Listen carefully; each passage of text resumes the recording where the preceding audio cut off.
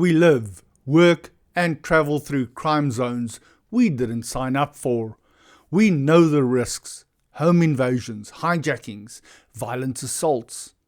But we keep moving, hoping the SAPS shows up when it counts. But hope isn't a strategy, and protection isn't guaranteed. When Police Portfolio Committee Chair Ian Cameron and MPs Lisa Schikkerling and Nicholas Gottsel were attacked, the response was swift, coordinated, visible. So we ask, does the SAPS serve all citizens, or just the ones with titles?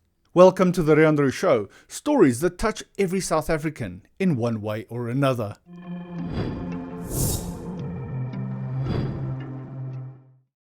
At 8:47 p.m. on August 19, 2025, Ian Cameron posted the following to his X account. This afternoon, following an oversight visit at the Philippi SAPS Training Academy close to Philippi East, Nicholas Gottsel, MP, Lisa Schikkerling and I came under attack. We are all safe. Nick is receiving treatment.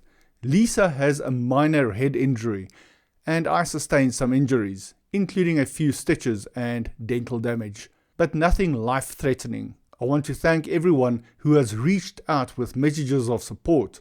It means a great deal at a time like this. Our sincere thanks also go to the SAPS, the City of Cape Town Metro Police, Metro EMS, CPI and ER24 for their swift and professional response. This was a serious and deliberate attack, and it underscores the risks faced during oversight work. But incidents like this will not deter us.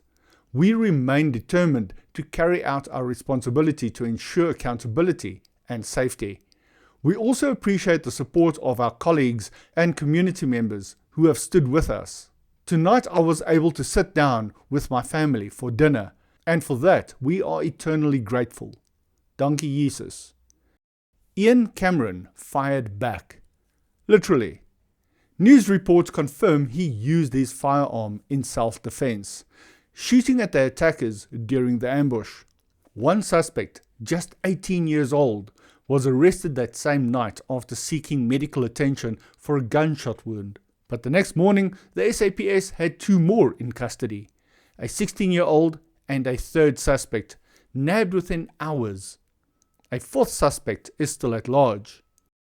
But here's the real question. What if Cameron hadn't been armed? His injuries weren't minor, no matter how he downplayed them. Broken teeth, facial stitches.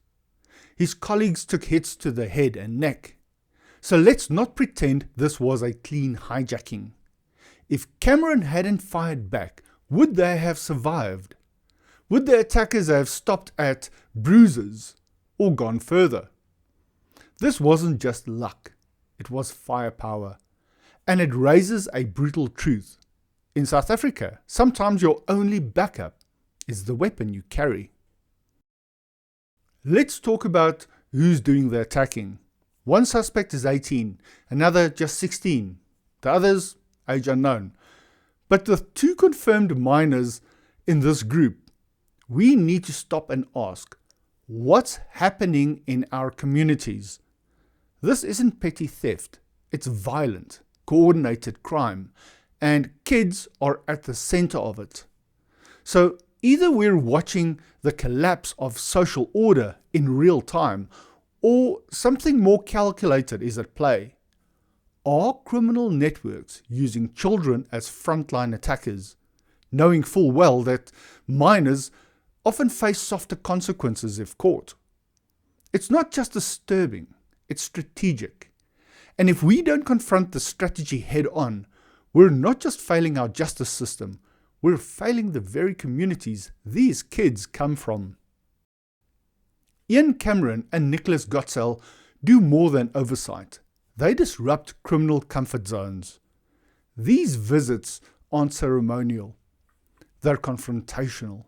They expose weak policing, pressure local stations, and remind criminals that someone's watching. And let's be honest, that kind of work makes enemies. So here's the theory. Speculative, yes, but worth saying out loud. Ian Cameron has been working in the area for about 5 years, so he is known.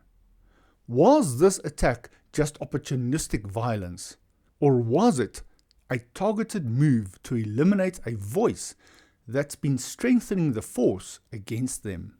Criminals don't want accountability. They want silence, and maybe, just maybe, they thought Cameron would be an easy target. What they didn't expect was resistance. What they didn't plan for was a firearm in the hands of someone trained to use it. Cape Town knows where the smash and grabs happen. They just can't stop them fast enough. JP Smith, the city's safety and security lead, told SABC they've deployed 1,300 extra law enforcement officers to known hotspots. It's helped, slightly.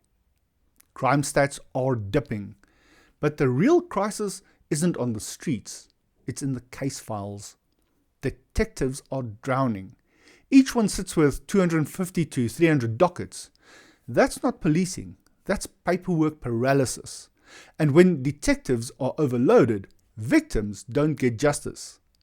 Smith didn't sugarcoat it either. He said South Africa's biggest policing failure is the failure to convict.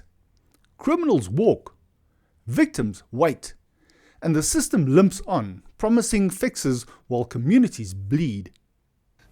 We have, as you know, deployed 1,300 extra law enforcement advancement program staff in these hotspots that have over time made successful impacts in the last quarters, and the big crisis being the lack of under-resourcing of detectives, and that your detectives sit with 250, 300 plus dockets. So very often the victims of crime and their families are denied justice. Cape Town's crime response is scaling up, but the system's still broken. JP Smith says the city's pushing hard. 700 more officers hitting vulnerable areas in September. It's a tactical boost, but it's not a solution. The SAPS can't fix this alone. Street-level policing without national support is just theatre. Smith admits it. Without serious resource from government, the boots on the ground are running on fumes. This isn't just about numbers, it's about political will. Ian Cameron says the SAPS didn't know they were MPs, and still they did a good job. In a post-attack interview with Newsroom Africa, Cameron praised the Philippi East officers and state ambulance crew for their swift, professional response. No titles, no VIP treatment, just solid frontline work. Well done. But the optics are messy. The suspects were arrested fast. The investigation moved quicker than usual.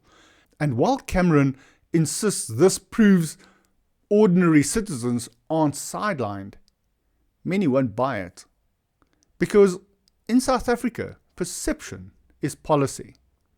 When MPs get justice in hours and others will have to wait months, the system speaks louder than any interview. Cameron's praise is noted and appreciated, but the public's skepticism is earned.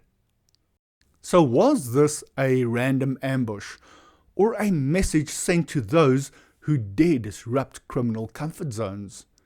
When MPs become victims, the system suddenly moves fast. But when ordinary South Africans bleed, justice limps. What do you think? Was Ian Cameron targeted? Are minors being weaponized by syndicates? Is the SAPS truly serving the public? And what needs to be done to solve the crime problem? Drop your thoughts in the comment section. Thank you for watching, and if you found any value in this video, please do like, share and subscribe, and I will catch you in the next one.